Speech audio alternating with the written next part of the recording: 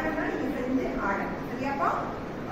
ஒவ்வொரு முறையும் த க தி நி த க தி நி த க தி நி த க தி நி.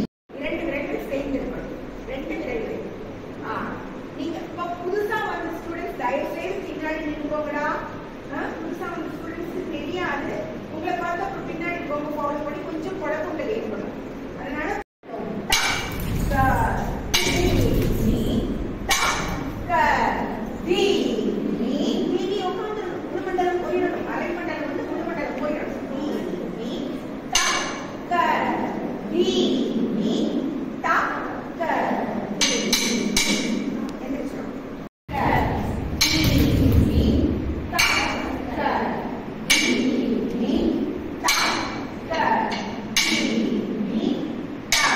Dad.